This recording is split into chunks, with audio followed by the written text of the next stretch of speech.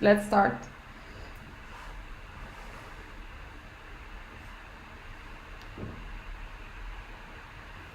Hello everyone, can you hear us?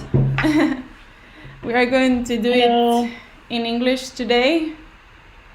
Please add some comments if you can hear us, if you can see us properly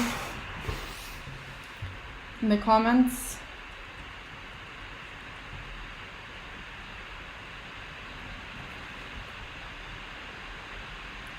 Let's wait for some couple of minutes. Yes. Hello everyone. I don't think we have so many people at the moment. But No. say hello. Yeah. Say Hey Pablo. Great. People are joining, so we can wait a couple of minutes. So I don't know if everyone is Latin America, but here it's pretty cold already and very dark. It's 5 p.m. and it's like really, really dark. So yeah, that's the challenge of living in Sweden. Good. Great. So I will say let's start talking about us a little bit, just an introduction, and then we can ask Geisy to join us. So we are technical recruiters for the ones that are here for the first time. Caro and I, we work in different companies here in consultancy companies in Stockholm. And we have decided to create this space basically to share some information, insights, also our own experience about how it's like to move to Sweden from Latin America, and also how it's to live in Sweden in general, and how to get a job, actually, especially in IT. I don't know if you want to add something more, Caro, to that. No, I think that is a pretty good summary of about why we are doing this, and especially these interviews. We did the last one with Ariel. You can watch it in the channel. So we are doing this series of interviews because it's better to get all this information from other people that actually live it. So it's much more relevant. I think that just me and Rocio talking about this. So I think that is good. And absolutely. Perfect. So let's ask Geisy to join us. Geisy, are you there? Yes, I'm here. Hey. Hello. Hello.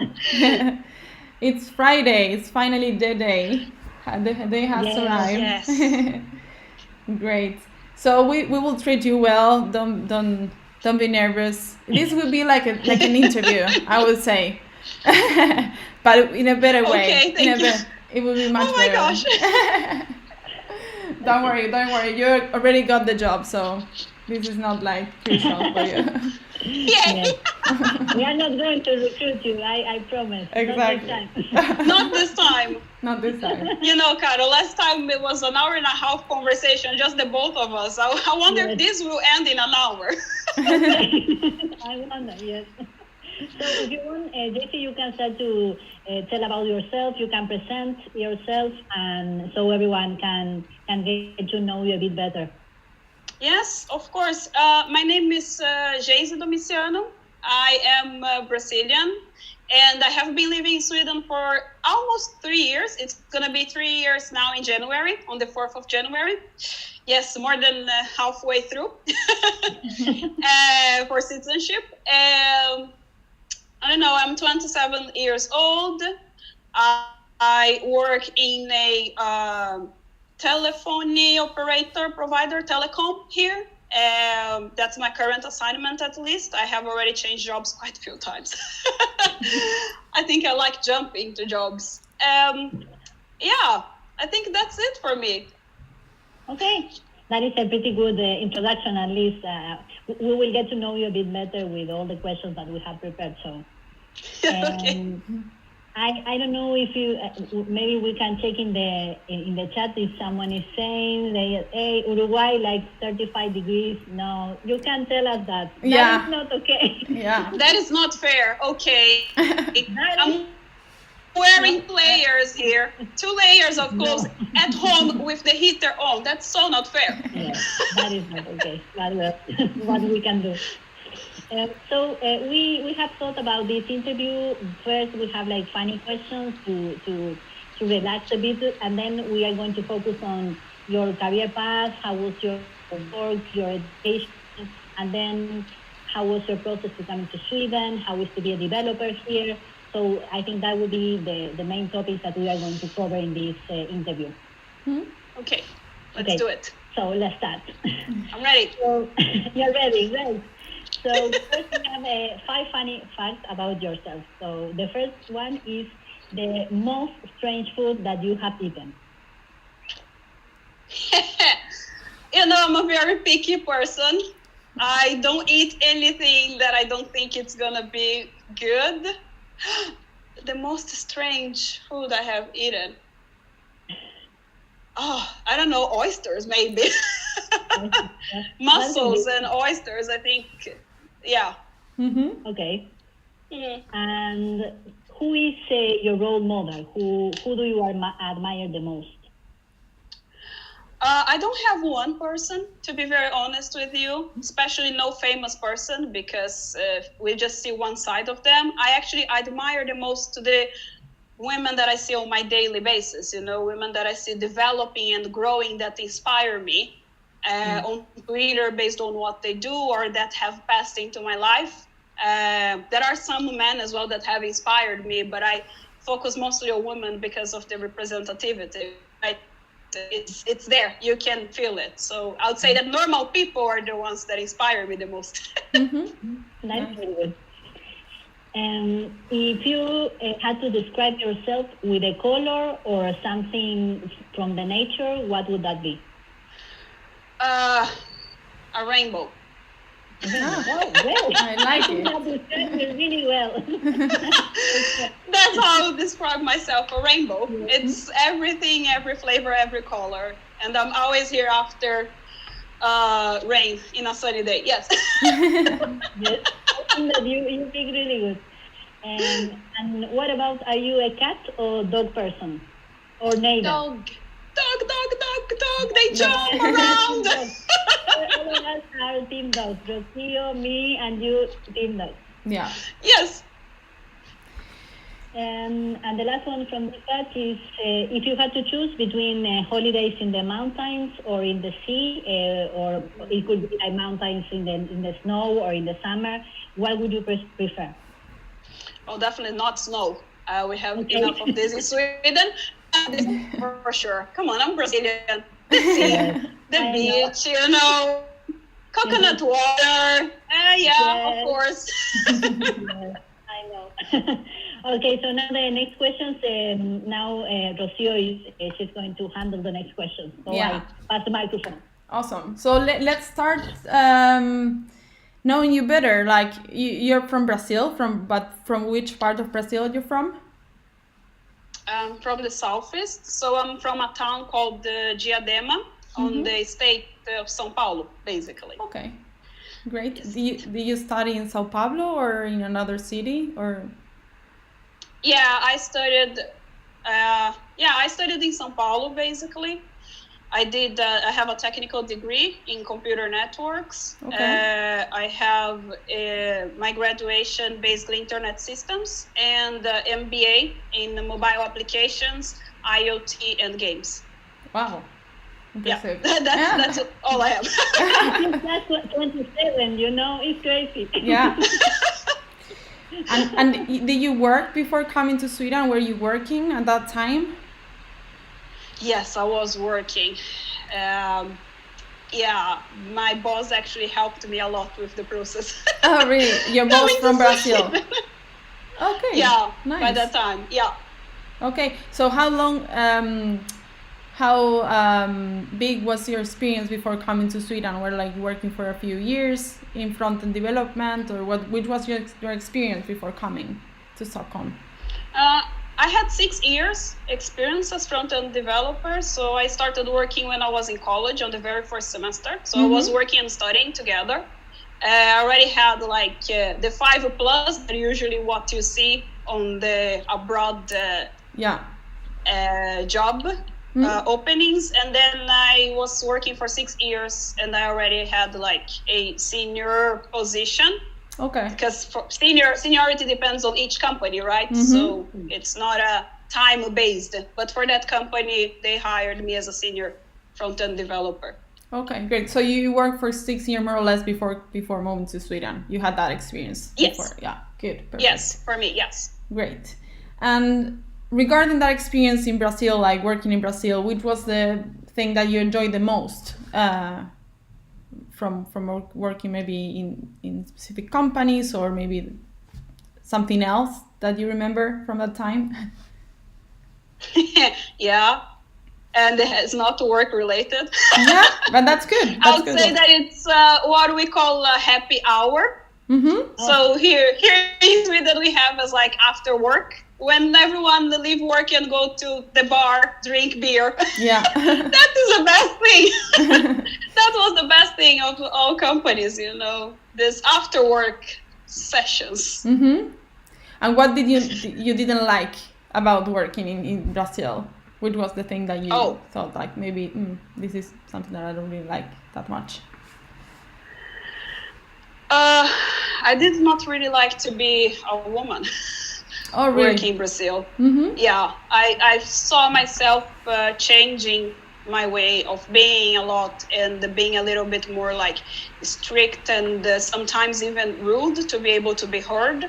That was not fun. Doing interviews always. Can I use bad words here? We can do like we should have did that before posting it on YouTube. No, okay, but it was not so fun to like go to interviews and you know, and salary was always lower than my male friends, even though we had the same experience, we could code in the same quality, and then I was always offered lower salary.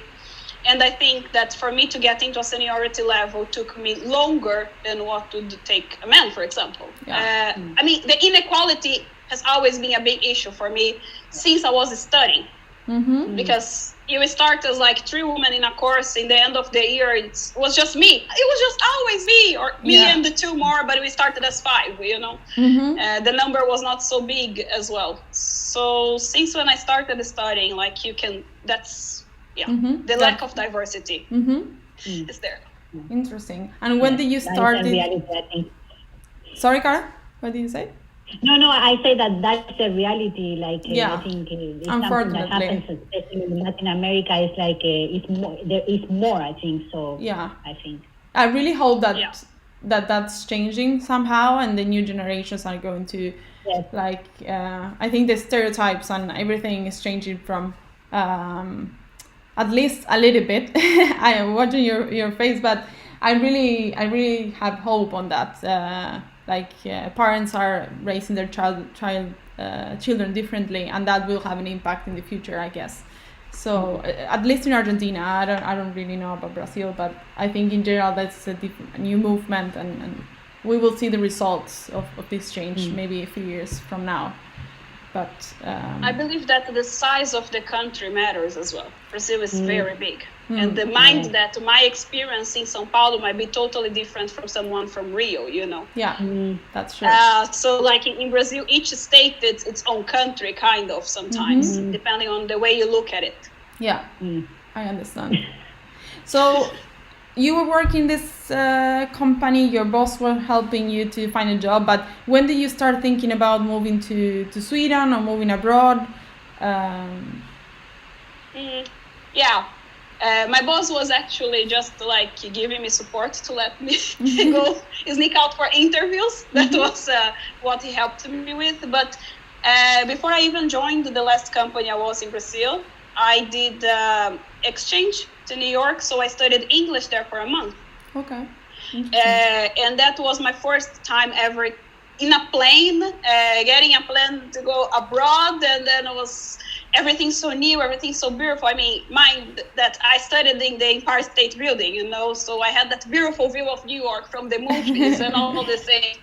And I was like, oh my God, I'm leaving this place. And then I came back in 2015, I came back, and then I was like, okay, I will invest on my English, and let me check what can I do to move to New York and work. I can live in Jersey, that is cheaper, and get the train to go to New York. I had all this planted in my mind. But and then Trump was elected. And then my plans went down to business. And I said, well, I have some friends in Europe that have just moved, and they were like, oh, Europe's cool, why don't you come here? And I started preparing myself. And then I did a 2-year plan. So I did my MBA in the meantime, just to get more things on my CV, educational-wise, because my idea was to move to Germany, and there you need to prove your education, basically. So I prepared myself with both English, also getting to know things about Germany, and technical skills as well. And then I was in 2017, middle 2017, I was like, okay, I'm gonna start applying in the fall. So, which for us is the spring, but it's fall here. Yeah. So in the spring there, in September, is when I started applying. So 2 years after, I came back from New York in 2015. Interesting. I think you started applying at really good timing. I don't know if you agree with me, Caro, but I think spring here is a really good season for hiring in general terms, because everyone is coming back from holidays. Nothing happened during July and August, and then September, October, November are the month before Christmas. So everyone wants to hire before Q1 in the next year. So I think if people are watching this video looking for jobs, you have to have in mind that those months are really, really good. You will find more opportunities probably than other months. I did not know that. No, you were just lucky. Yeah. Great. Perfect. So good. So you mentioned Germany, but you ended up in Sweden. What happened there? What happened? What happened? I was applying extensively to Germany, Berlin. I knew everything about Germany. I knew all the laws. I knew how the TV blocks worked. I knew the taxation, how everything worked. And then out of the blue, this recruiter from Sweden, she comes and like, hey, there is this front-end engineer position in Sweden. And I'm like, where is Sweden? Is it Switzerland? Yeah. It's where the chocolate comes from? Like, what? No. And then she actually sent me a document, because she said that it's very common, people don't know where Sweden is. She sent me a document about Sweden. And this document had a statistics page that compares all the countries in the world. And then I compared Sweden with Germany. And they were there, And I was like, you know what, I have nothing to lose. And they had cost of living, a lot of information about the holidays and quality of life, things like that. And then I was like, why not? I can just apply for fun and see what's gonna happen. Here I am. 3 years. Good. But you didn't know that much about Sweden before, like moving. Just this document, and probably you started to research a little bit more. I found a YouTube channel by the time that had some information, not much.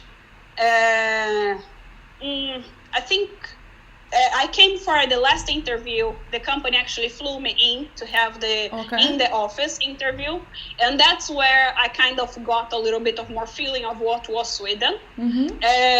Honestly, I fell in love with the city. The city is beautiful, and I came in bit of the autumn, so you have all the oranges, all the orange trees. The city is pretty, and it was very sunny in the day as well, so everything was so magical that I was like, I can live here. It's cold, but whatever, I buy a coat.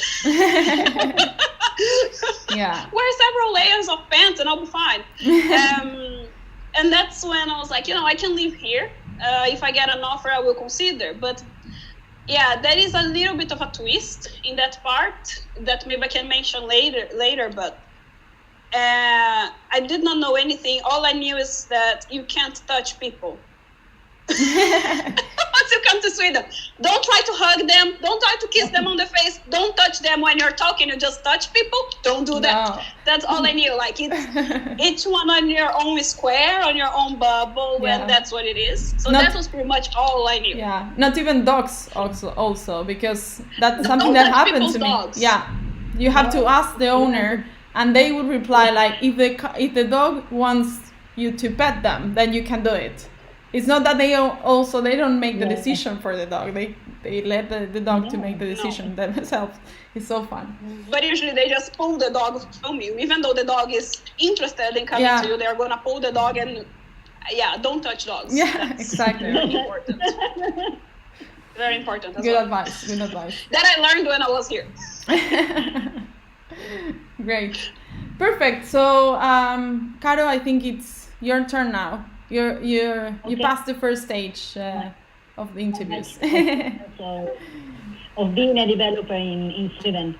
So you mentioned that you got recruited. So after you were applying for those positions in Germany, but then after all you got recruited for this position that you came in, and then if you want, you can tell us a bit how has been your journey since then. Like you stay in that company and then you change, and so people can have like a more insight about what they can do, how they can move from one company to the other. Is that possible with the work permit? Maybe give a little bit of insight within that. Okay. Yeah, as I mentioned, I changed jobs. It doesn't seem like I can actually stay in one company for long. I don't know why.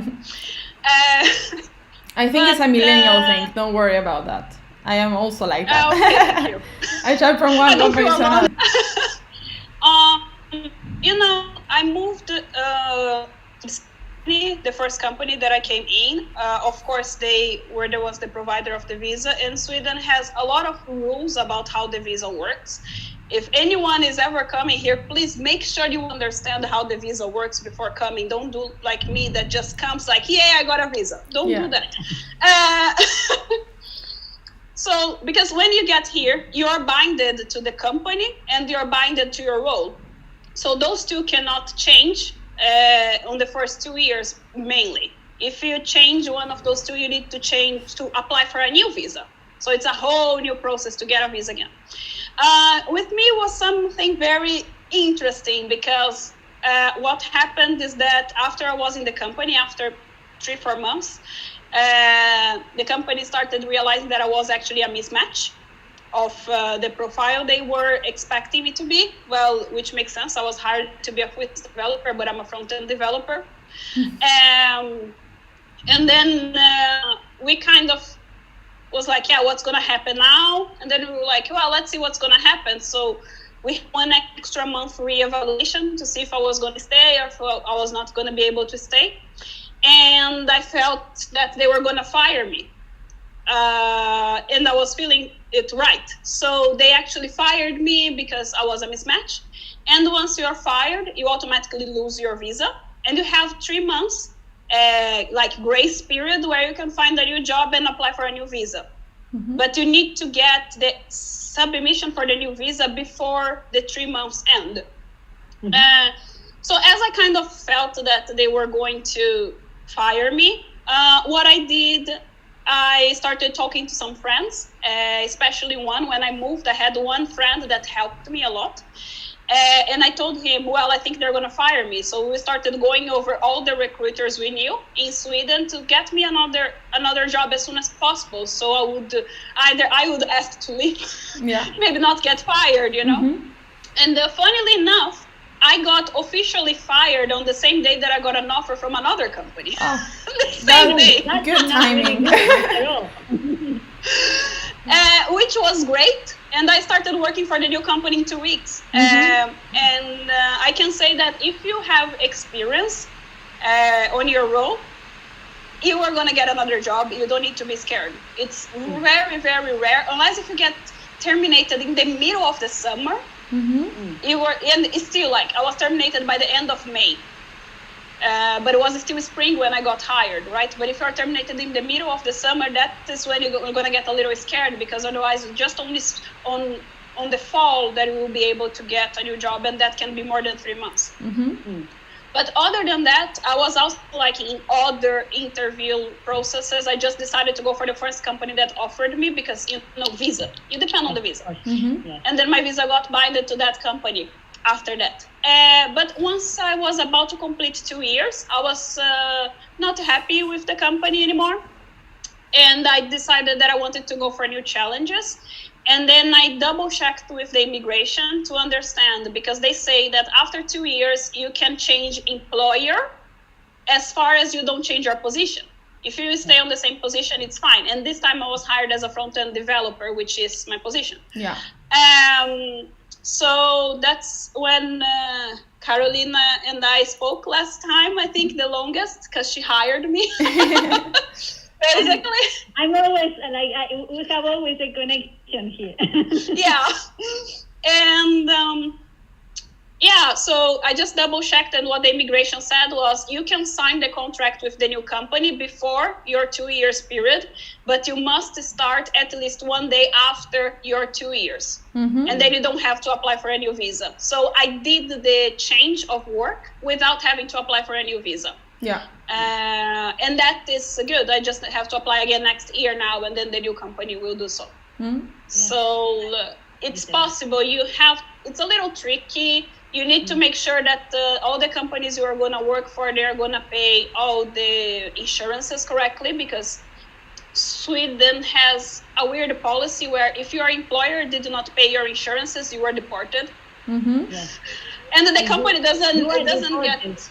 You are deported as an employee, but the company does not pay anything extra, like whatever. Yeah. The company did wrong, but you should have checked by yourself. So Sweden has this culture where you should look at your own business and make sure that things are being done right. So that's why I said, please make sure you understand how the law works here before you just come.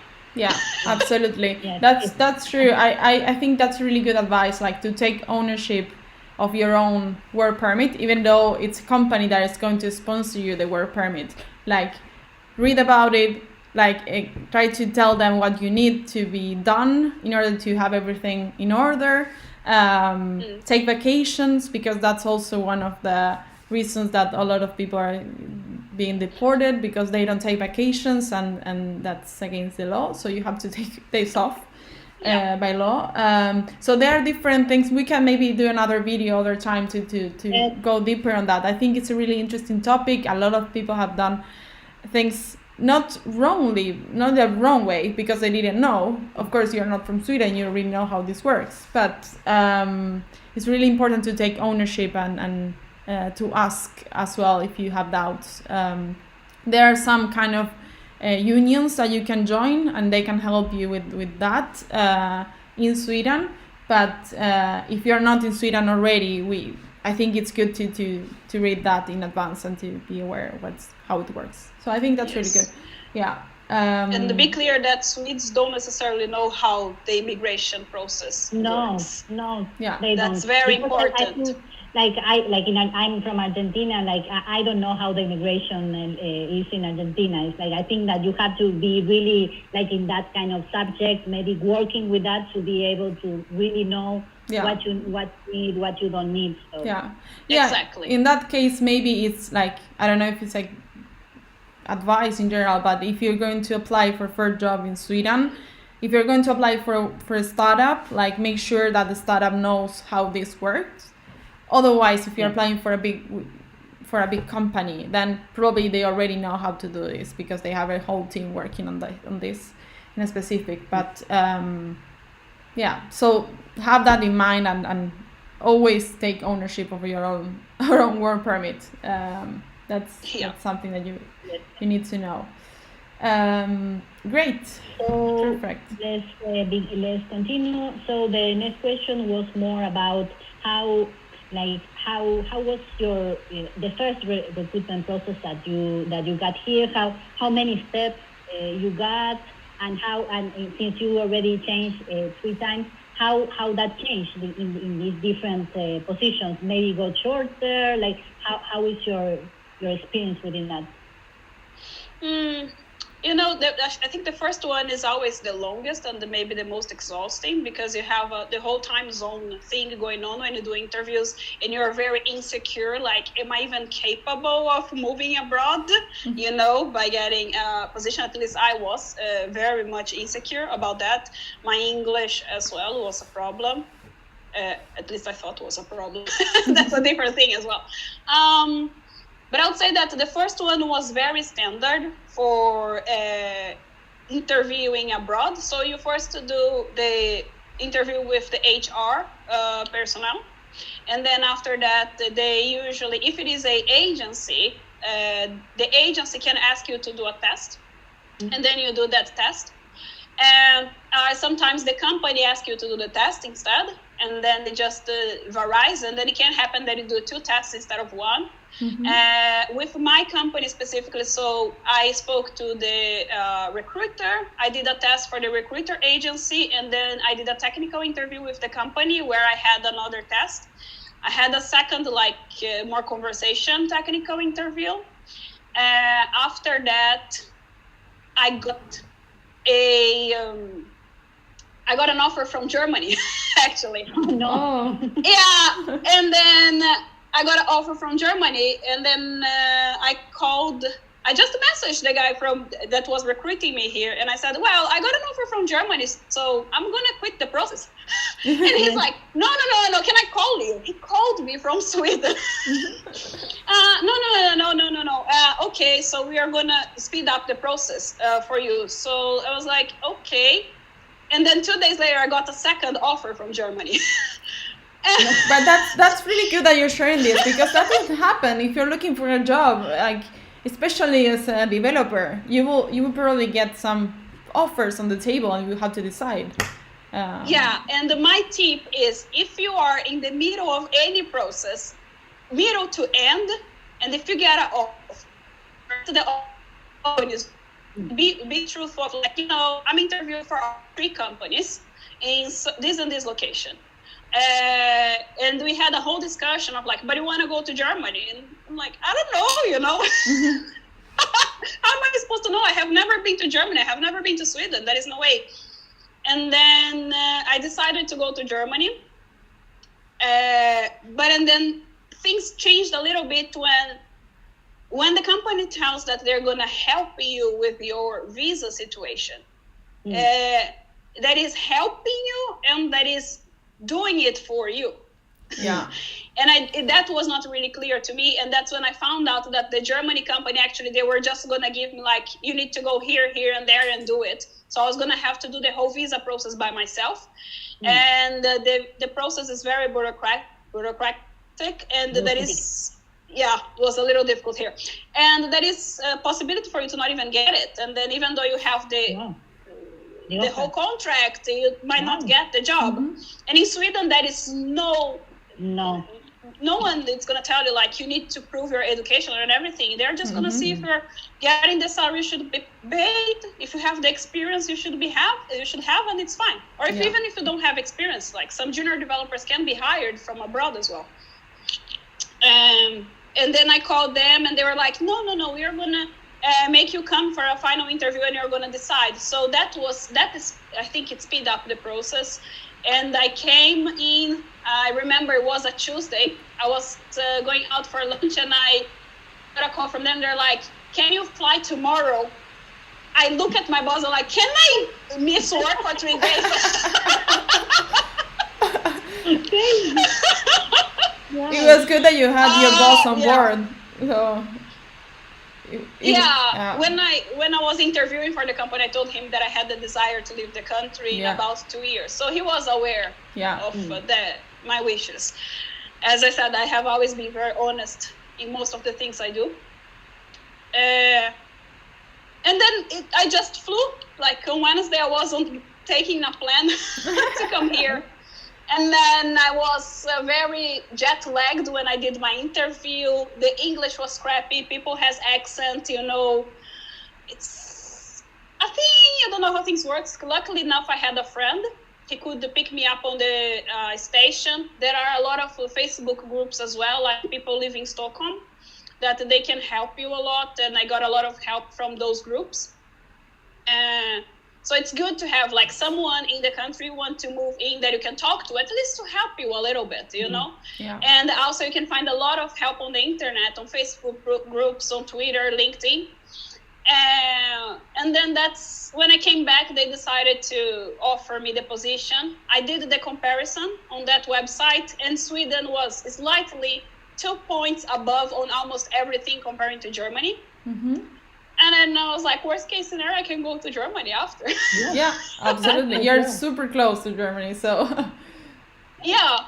yeah, that's Yes. really good. And since you mentioned already, how was the package of relocation that you were offered? If you can, of course, disclose it in some way. They help you with the visa, with the apartment. Like, what kind of help did they provide? Okay, the relocation packages, they can change company to company. The company I was recruited for, they basically paid they gave me amount of money. I'm not going to say the amount here, but they gave me an amount of money to actually get my flights. So I could choose which flights I was going to get, and they were just going to give me the money back. And I had another budget for moving, like furniture, you know, the dog and things like that. I ended up not bringing my dog yet. And I don't have the money anymore because I'm not in the company. But I did get this, and plus they did the whole application for the visa. All I had to do is to fill in some forms, send my passport, send my CV, things like that, for the visa application. And I just moved in after my visa was approved. Yeah. You can only move in after your visa is approved. Yes. You have to wait for everything. Yeah. So since you have been working here in 3 different companies, how do you see the work environment, like the main difference from the work environment that you what are the most different, or the most curious? What do you like the most and the less? Maybe. There are a lot of differences. I think that a lot of differences that are going to come actually from the cultural shock, more than like a working environment thing necessarily, because everyone needs to act professional. But I would say people are more close to themselves. They are going to talk to you like on the lunch. They're probably going to ask a lot of questions because you're an immigrant. You know, you come from somewhere that they have only heard about, but they never met anyone from. I actually had to decorate. I learned the population of Brazil after I moved here because everyone asked that question. Really? I don't know what is the deal about the population. I don't know, Like, but everyone asks. Maybe because maybe they didn't know so well, and when you say yes, yeah, like 100 million, like what? Why I haven't heard about Brazil? Yeah. It's like what? Yeah, and they like to say like, wow, 100 Swedes fit in Brazil, you know, things like that, which is very funny.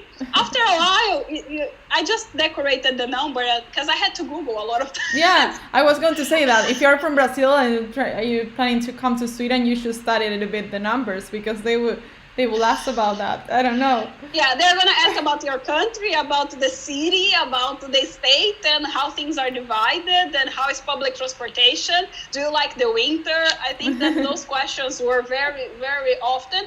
But, you know, it never gets to a deep level. It doesn't get more than that. So you don't get to make friends like this with Swedish people necessarily. It's easy to make friends with other immigrants because they're in the same situation. So you bound on something. But not with Swedish people, I would say. So easy. No. I have Swedish friends, and none of them are from workplace. No, excuse me. One is from workplace. But all the other ones are not from workplace. I got one. But she has Italian descendancy, so I think, yeah. Maybe. But I think that is also happens, like in my experience, like when you get older, it's also more difficult to make friends because everyone has their own friends, like from university or from school even. And it's like for me, like in the university and then in jobs, like it gets more difficult to get friends. So especially for us that we came here and they have all their network here, very tight. So I think that is one of the keys of being difficult. Besides the cultural barrier, I think the Swedish and differences in the relationships. Yeah, but I believe that also not knowing Swedish is also a step that will always prevent you from integration in the social level. But this is more cultural that I was talking about. But when you come only to the workplace, I believe that one thing that was very different and kind of shocked me a little bit was the fact that the company wants to know your opinion and wants to make sure that you agree with everything. In Sweden, if you have 10 people in a meeting, 9 agrees with a solution and one person does not agree, forget about it. We are booking another meeting next week. Let's think about it. Next week we come back until the 10 out of 10 agree.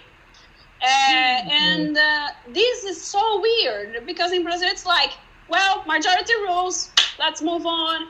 And that does not happen here. It's either all or nothing, so everyone needs to agree with the solution. And people tend to be very quiet. I think that there is a lot of passive aggressiveness as well when they don't agree with things, which is something that I have been learning to handle because I am a very aggressive person. As I said, I had to change my way of being to be able to succeed in the male dominant field. So for me, it has always been like, no, it's a lot of making myself an obstacle, maybe, so otherwise I do not get respected. And then when I get here, doing that is it's recipe for failure. Being aggressive, you can be outspoken, but here you can be outspoken, but you have to circle around.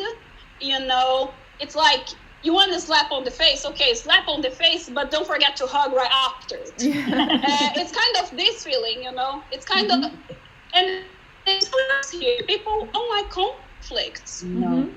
Call anyone for a fight. If they're not drunk, they're not going to fight. And if you are drunk and you fight, you're going to go to jail. So probably you won't fight even if you're drunk. So that's what it is, and you don't want to get at any awkward situation at work. It's just like, okay, we have 9 that agree, 1 that doesn't agree. Next week we come back and we discuss this again.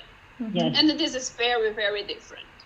Yes, I completely agree with you. I think it's that, and I think from our perspective, the Latin American, we are all very active and very conflict oriented, if you want to. Oh yeah.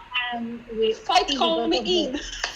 Because of the circumstances and how we need to survive and different histories, and here everything is more calm and more static, and so they have different ways of handling the problems, because problems are in everywhere. So I think that it's very, also for us, I think it's interesting because we know a new way of handling things. Like it's not everything to just, yes, let's go to fight, let's go to there. So it's good for us. You can't get to someone. You can't get to someone here and just say you're doing your job wrong. You know that, right? Don't you dare to do such thing. No. I have been there. It was not a good experience. But it was a learning experience, I guess, as well. Probably it is a learning, of course it is a learning, especially for me that I was used to just say whatever came to my mind. So it's a learning, but it's a training because it's changing who you build yourself to be for 6 years, and then you have to pretty much trash it away and just start building yourself again. So it's kind of like a restart on a professional situation, like the way you present yourself professionally. I think after a while I understood okay, I have to just turn to the trash everything that I learned and start again, because the game field is different. Yes.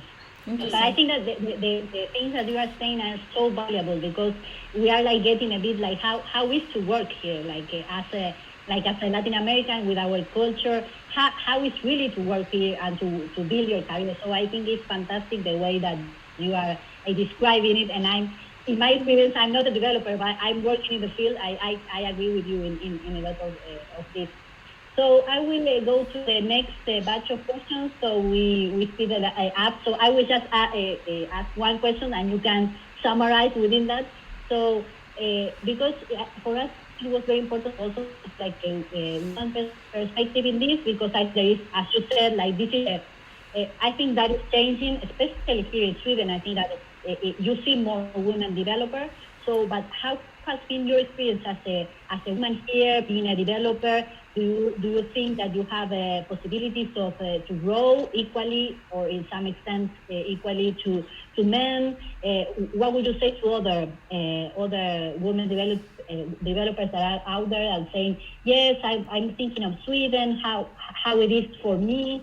Like, so if you would like to have like a whole answer for that, so then we can move to the expectation and others, and open for questions, because I see in the chat that people is like already commenting. And Yeah. Okay. Yeah. So I will try to summarize, and I might talk too much. I'm sorry. So what I see is that Sweden is craving for diversity. And if you actually look at Sweden in general, it is a country that is very like, we want to make sure you can just be yourself in general, in all ways. And I think that the tech companies, they will come to you and like, oh my gosh, you're a woman in tech, please come work with me, because I want to bring diversity in my company. Of course, there is the negative side of that, but I still think that it's so positive that they want to have women. They want to make sure that they are as equal as possible when they start recruitment processes. And obviously, your skills are going to count. You won't be hired just for being a woman. And I think that that's good, because you need to be hired based on your competence. If I have a tip to say, it is that women, you are good at what you do, and make sure to say that. That's one thing I noticed, that women can be a little bit afraid of, maybe I should not say that I'm good, just be humble. No, it's no time to be humble. It's interview process. You're selling yourself. You're the resource they want to buy, You're selling yourself because you're selling your services. Show what you can offer. Talk about what you can offer. But be honest. Be honest. And if you don't know something, also be honest. I don't know, but I want to learn. Yeah. Because as I came here with kind of a mismatched position. And of course, it was tragic to lose my visa on the first job. And I got very mad at the company at first, and how dare they bring me here and then fire me? They don't have a heart. But and then I understood that my competence was not good enough for that company. But they helped me to understand where I was lacking knowledge. And on the next company, I could build that. So it's never a loss. You are going to learn on every step on the way. And I know women that have come here with their spouse, for example, knowing English or knowing little English. They learn themselves English. They learn themselves programming, and they got a job. Because once you're here and you already have a visa, because your spouse maybe needs to have the whole insurance thing, but you don't, because your visa depends on the spouse. And then you can just give yourself the time to learn and get the job. And it is possible to get a job as a junior developer. It's not impossible. It's not only for seniors. It might be a little bit more challenging because the companies will prefer to hire within Europe, but it's still possible. As far as you have good English, you know your stuff, you will find the job. And regarding like growth, from my perspective, is about who you are a lot. It's not about you being a woman or a man. All companies that I worked for, they had the goal of having 50-50 distribution of gender in leadership and management roles. All the 3 companies, they had that. They had the focus on, we want to have as 50-50 as possible. So that's good. And then all you need is to build yourself the competence. So it doesn't matter if you're a woman or if you're a man. If you have the right competence for the position, if the timing is right, you will be able to grow. And then, okay, I want to start as a developer, but I want to become a leader. Make sure to understand how the leaders the leadership position works, how they handle things, what people complain about, on the ficas and things like that, because that's where you're going to learn which type of leader do you want to be. And you can, if LinkedIn Learning, you have YouTube, and possibly you have a manager that if you just show the interest of I was thinking about maybe growing to a leadership position, I'm sure they will help you with that. That is for sure. Yes. Well, awesome. I love your answer. Yeah. So, awesome. Do you want to take a few questions? So then, because we have a few from the, so we can have some time for them. Yeah, I think we can just move forward and ask people that are online if they can ask. They would like to ask questions, because I think we have just less than 10 minutes left. So I think it would be nice to. No, it's fine. But I think it would be nice to hear from them. I don't know if you have any other question, Caro, before doing that, or do you agree with me? No, we can go to the questions, and then if we have some minutes, we can ask about the future and that's just one if we have time. Yeah, awesome. So, if anyone wants to ask something, I'm just reading the comments now. What are the most demands profiles in Sweden? Web developers, DevOps, gaming. I mean, we have answered this question before with Caro, but what do you think, Geisy? Do you think that, from your experience, which are the profiles that? Question again? So, which are the most wanted profiles in terms of tech? Oh, the DevOps became a hype here. DevOps is such a hype. The full stack is a thing. I would say that there is market for all. Mm-hmm. A lot of market for all, especially for operational level. Mm-hmm. I have a little bit of the problems with the DevOps full stack positions. Personally, I am a little bit specialized, but the DevOps and the full stack is a hype, especially for startup companies, because they want someone that can go from Docker to the CSS. Mm-hmm. They want it all. Yeah, I know. I've seen job descriptions that they want 3 persons in one. So yeah, and I have problems with that.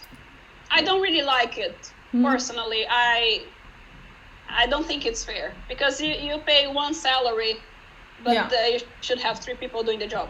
Mm-hmm. And they also want QA inside of it. So you don't only have to be an operational infrastructure, a back-end developer and a front-end developer. You also need to be a good QA and please no bugs. Yeah.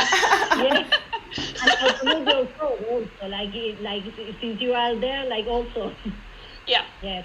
I have talked to so many developers lately that they complain about this, because they want to be DevOps and to be backend and front-end.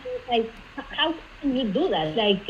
I think I like to be more specialized. Maybe I can have some knowledge, but I can do everything. I won't have time to do everything well. So yeah, but I mean, it's not a worry about if you want to be more specialized, because there are also the more specialized job. As I said, I came here with a full stack profile where I was supposed to work with ops, backend and frontend. Clearly, I was not capable of doing that because it is not my profile. Mm-hmm. I kind of had this possibility. Okay, I might end up getting fired because I'm aware this is not necessarily my profile, but I can try. But if you feel like I'm more specialized and I don't want to risk as I risked, please just make sure to go for jobs and make it clear. I am a more specialized backend developer. I'm more a data analyst. I'm more a BI person. Be clear on that, and it will be fine. Yeah, I think that's pretty good advice. Expectations are always very important. Great. People are a little bit quiet today on the community, so we can. I think in the other hemisphere, it's they. Yeah. They are probably in the swimming pool. So here we have Christian. He's asking any advice to those who make a career change, self-taught but working as freelancers, to apply to these kind of jobs, even if they are not if they don't have a computer science degree but are actually working on projects? If you're good, it doesn't matter which degree you have. Yeah. You just to be like good for the position you are applying. If you want to apply for more junior positions, and then it's gonna take a little bit of more time, as I said. But I know people that have like 2 years of experience, and then they applied here and they got mid-level / seniority positions because they were good, you know. So it's all about your skills. Okay. It doesn't have any degree dependency at all. Yeah. And for freelancers, I don't know if you want to do freelancer from where you live first. That would be possible. But if you want to come here and do freelancing, make sure you have an European visa or like a European citizenship. Don't just come here with the Mercosur with your passport because and the work because no, it won't work. It's not a good idea to be without a visa here. That's true. That's true. I agree with you in that sense. Like,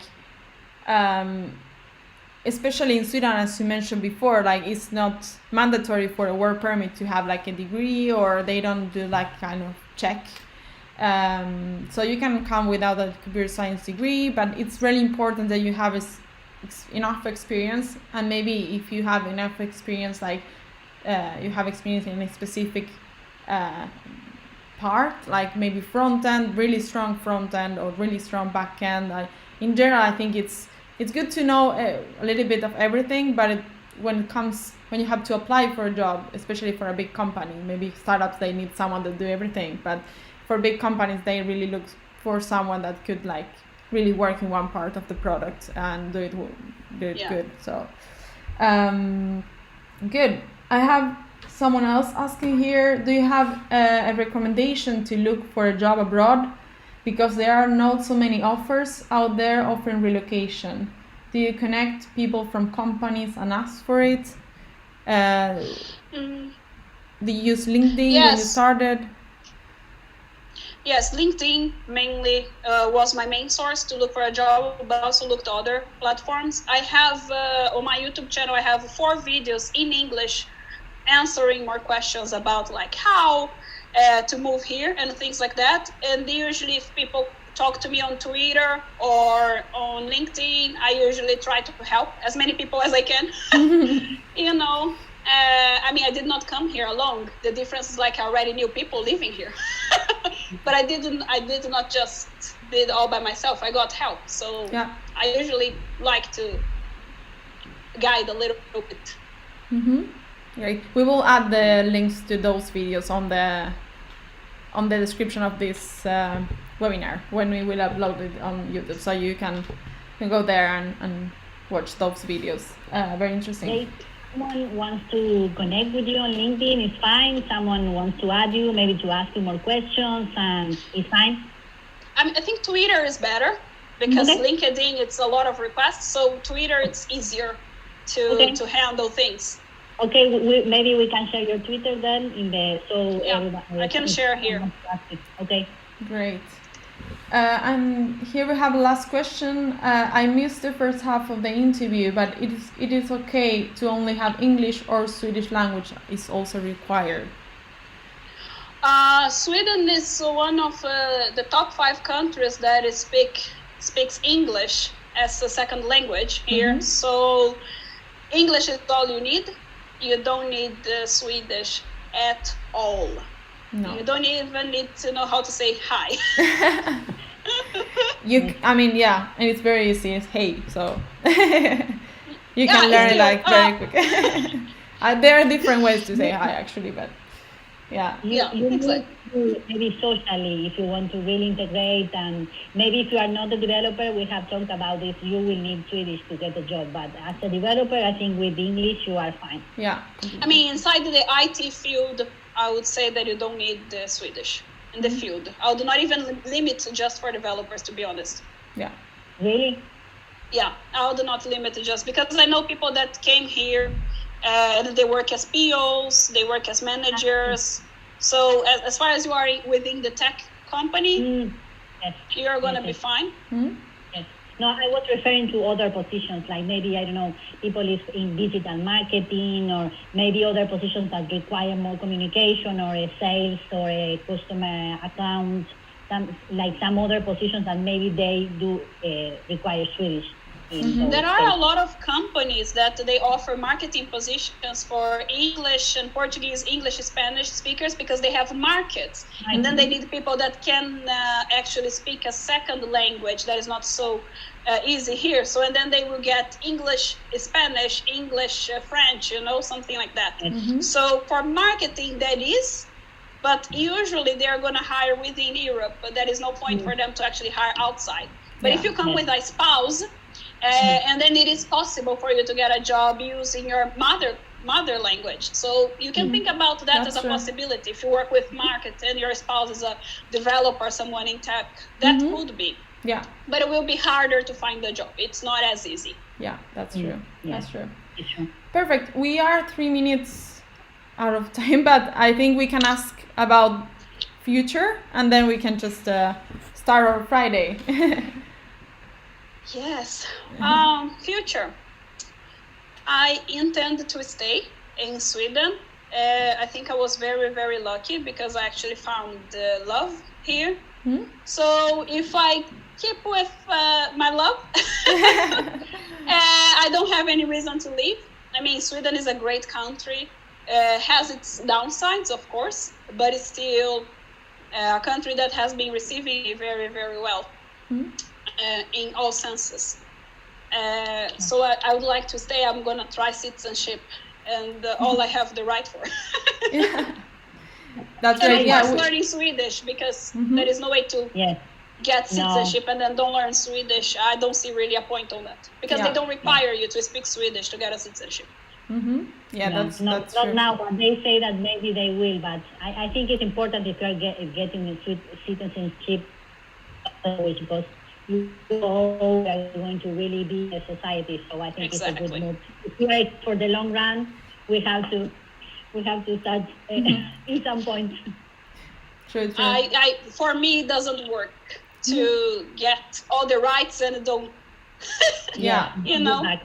Don't give it back. Yeah, completely agree as well. Good. In my view, we have to learn. Perfect. Good. So, you have any other question, Caro, or something else that you want to add? No, I think we covered everything, and it was a really pleasure to speak with you, Geisy. We have spoken other times, and it's really good. I think always your experience. You have so many different experiences, and you share with transparency, and I think that is very valuable for someone that is exploring this, because it's not just something that you could read on the internet. It's a real experience of someone. So I thank you for being really honest. Yeah, thank you very much for inviting me. Well, great. So I hope you had fun, and we will upload this video on our channel. So if you know someone that could be interested in watching this video, you can just share the link. Otherwise, have a really nice Friday, everyone in Latin America, in Sweden, wherever you are in the world. And if you want to come to Sweden, do not hesitate to contact us and ask questions, and we will be here to help you. Yes. Good. Have a really nice Friday. Take care. Bye-bye. Bye. Bye.